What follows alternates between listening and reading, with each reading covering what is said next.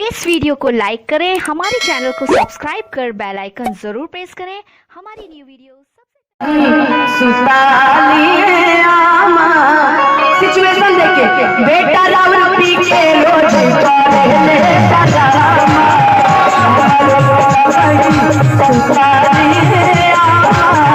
बेटा राउर पी के रोज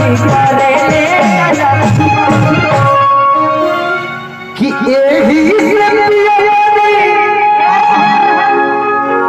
हर मिलल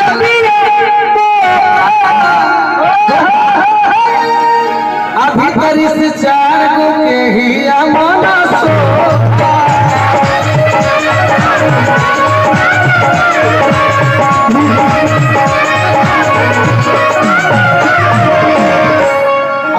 कितना सुंदर प्रसंग। की रौरे किरिए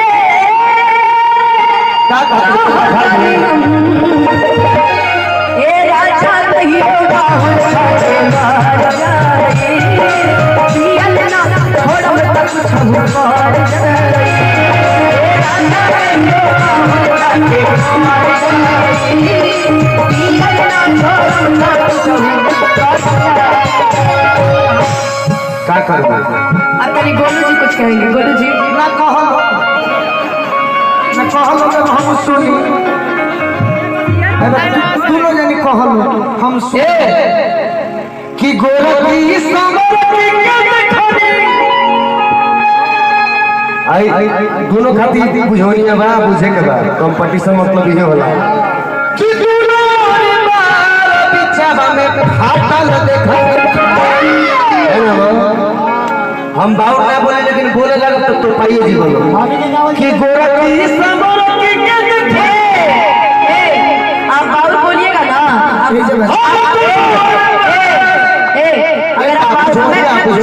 अगर आप बाउल बोलिएगा ना तो ना मेरा घाटा है ना उनका। आप अपने संस्कार को प्रदर्शित कीजिएगा, इसलिए एक लड़की के सामने उतना ही बोलिएगा जितना अच्छा लगे। चंदन यादव जी है ना ताका बस कह दिए ना चलो कि ओ मेरा बेला लगा के दांत पिछावा में खाता पिछवानी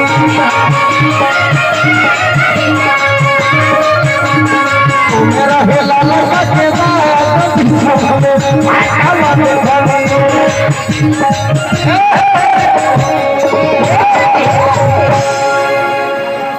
कि चले लुडहारी ताना के बीच नैया हिलोर मारे चले लुडहारी ताना के बीच नैया हिलोर मारे हरी हैया गोरी हिलोर मारे हरी हैया गोरी हिलोर मारे।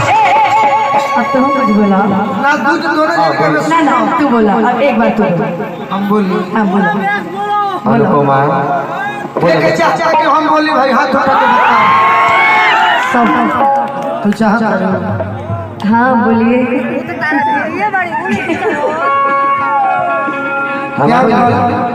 आइए आपको ओरिजिनल लगने चलते हैं सबका। इन्होंने भी अच्छा गाया।